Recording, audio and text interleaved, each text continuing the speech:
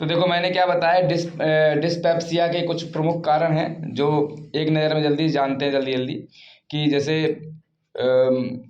गैल bladder disease रहती है जिसे हिंदी में पित्ताशय रोग कहते हैं। पैनक्रिएटिक डिसीज रहती है जिसे अग्नाशय रोग कहेंगे हम लोग, ठीक है ना। या फिर हम कहें गैस्ट्रिक कैंसर रहता है, पेट के कैंसर नहीं, गैस्ट्रिक कैंसर वगैरह, तो ये अमाशय का कैंसर होता है, इसे कहते हैं, हिंदी में कहते हैं। पेप्टिक अल्सर होता है, उसे पेप्टिक अल्सर ही कहते हैं, पेप्टिक अल्सर को टेंशन ना लो, ठीक है ना। और क्रॉन्स डिसीज करके होता है, यानी क्रॉन्स रोग बोलते हैं इसे, ठीक है ना। तो ये रहते हैं, ये सारे ऑर्गेनिक रोग हैं, ये सारे सारे। एक है वो जो सिस्टेमिक रोग आते हैं, सिस्टेमिक नाम की बीमारी आती हैं, वो भी हैं। और उसमें क्या रहता है, यकृत यकृत शोथ, सिरोसिस होता है, हेपेटाइटिस, हेपेटाइटिस, ठीक है ना। सिरोसिस होता है, सिरोसिस भी है, सिरोसिस इसके अंदर, ठीक है ना। हेपेटाइटिस हृदय के रोग हैं, वृक्क यानी किडनी के रोग हैं, ठीक है ना। कार्डियक, रिनाल और हेपेटिक फेलियर करके बोलते हैं, इस तरीके से। अब मेडिसिन्स जो, अगर इसकी मेडिकेशंस क्या है, क्या इसके उपचार क्या हैं, औषधि क्या है इसकी, तो एक तो नॉन स्टेरॉयडल एंटी इन्फ्लेमेटरी यानी सूजन कम करने वाली दवाइयाँ लेते हैं अपन लोग। डाइजॉक्सिन लेते हैं अपन लोग, एनाल्जेसिक्स लेते हैं, पीड़ा निवारक दवाइयाँ होती हैं, और एंटीबायोटिक्स लेते हैं।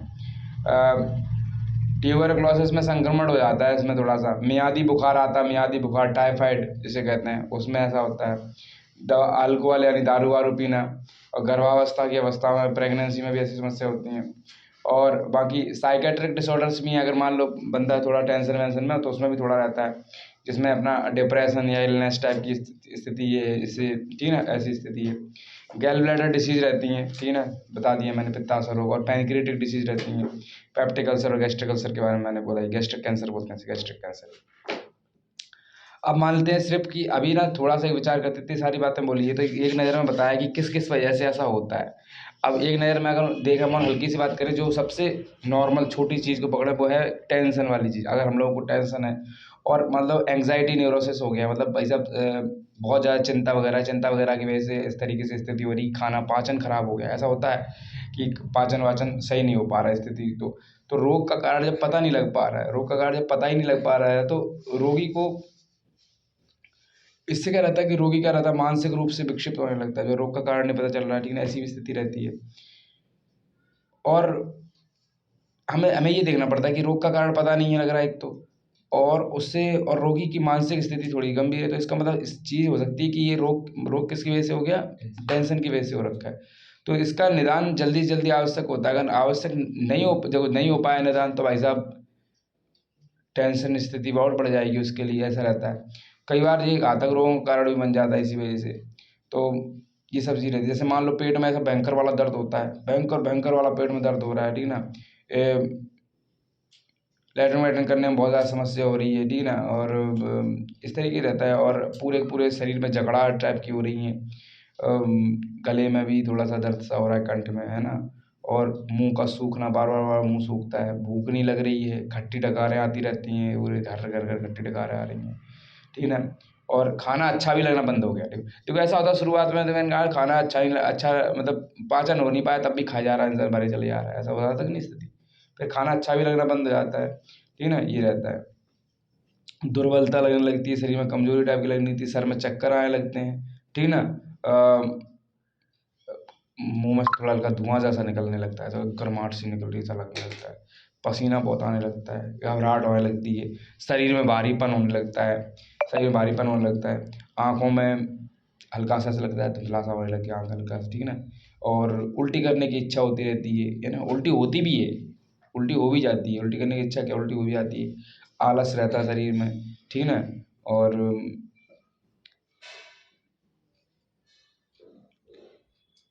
सुबह उठते हैं तो टहलते समय क्या रहता है कि पेट वेट में भी दर्द होता है, ठीक है ना, या फिर कहीं हल्की सी उल्टी जैसा मन हो रहा है, ऐसा रहता है। जीभ रहती है, जीभ पे बहुत गंदगी छाई रहती है, पूरा जीभ पीली सी हो जाती है, जीभ या सफ़ेद जैसी पूरी छा रखी है, तो ये कारण भी है।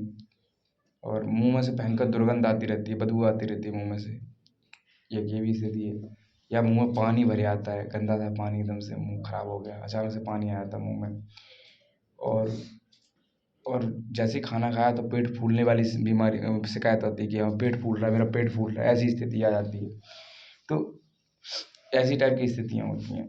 कॉम्प्लिकेशंस के बारे में बात कर रहे हैं तो कॉम्प्लिकेशन देखो, एक पर्सीनियस अनीमिया करके होता है, पर्सीनियस अनीमिया, देखना ज़्यादा ध्यान से, है ना, पर्सीनियस अनीमिया करके है। तो ये मुख्य इसका क्या है कि ये मेन कॉम्प्लिकेशन इसकी है, पर्सीनियस अनीमिया तक बात पहुंच जाती है। अगर रोग बहुत पुराना हो गया है तो होने पे क्या रहता है, पेट में गैस होने लगती है, पेट में गैस होने लगती है, पेट के स्थान पे यहाँ पर कहें कि जो पेट है, जो उसमें एक मतलब बेचैनी टाइप की होने लगती है, उसमें बेचैनी टाइप की होने लगती है, भारीपन टाइप का लगता है, सुस्ती टाइप की लगने लगती है, थकान हो रखी है, नाड़ी में थोड़ी, नाड़ी मतलब नब्ज नब्ज धीमे चल रही है, नाड़ी में दुर्बलता आ गई है, और नींद नहीं आना, ये भी है इसकी समस्या। और रोगी जो रहता है उसके सिर में भारीपन चला रहता है, चक्कर आने लगते हैं, ये सब बातें मैं पहले भी कर चुका हूँ, ठीक है ना। तो ये सब मेन चीज़ रहती है। वैसे ये कोई विशेष बीमारी नहीं है, कोई विशेष रोग नहीं है, ये सब लक्षण है, इसके लक्षण है, लक्षण ही तो है, सारे सारे लक्षण है कि इसकी वजह से ये हो रहा है जीने। तो और ये ऐसा नहीं है कि इसी रोग में, ये लक्षण तो सारे रोगों में दिखाई देते हैं, सारी बीमारियों में दिखाई देते हैं ये लक्षण, तो ये कॉमन लक्षण है जो सारी बीमारियों में दिखाई देते हैं, और इसमें भी दिखाई दे रहे हैं, समझ बात कि नहीं। तो पैसे कोई ये रोग नहीं है, अगर रोग नहीं माने तो रोग नहीं है, पर ये रोग कई रोगों को बुलावा जरूर है ना।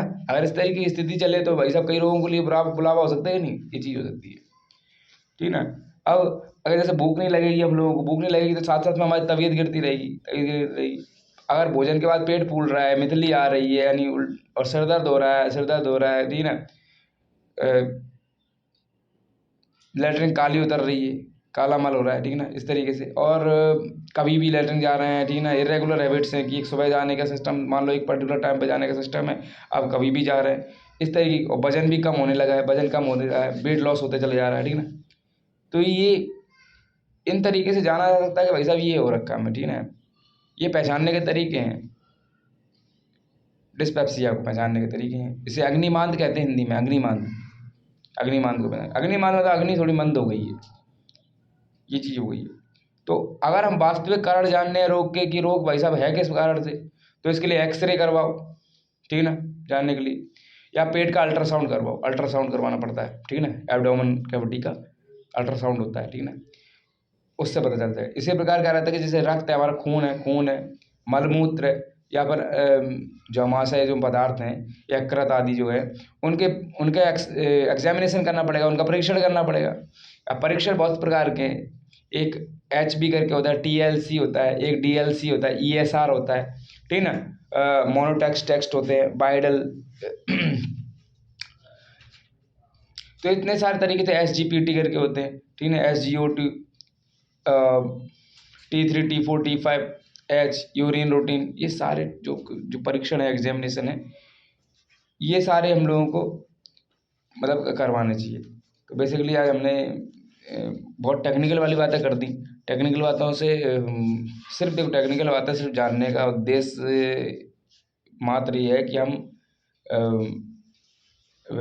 बेसिक नॉलेज से जुड़ पाएँ, ठीक है ना। ये किसी प्रकार से खुद का इलाज करने की कोशिश कभी ना करें, डॉक्टर के प्रिस्क्रिप्शन का ही हमेशा सहारा लें, डॉक्टर से ही परामर्श करें हमेशा, खुद का इलाज करने की कभी कोशिश नहीं करनी चाहिए, ठीक है ना। सिर्फ ये नॉलेज के लिए मैं वीडियो बना रहा हूँ, नॉलेज के लिए डाल रहा हूँ, ठीक है ना। तो नॉलेज के लिए सीखें चीज़ों को बस। धन्यवाद।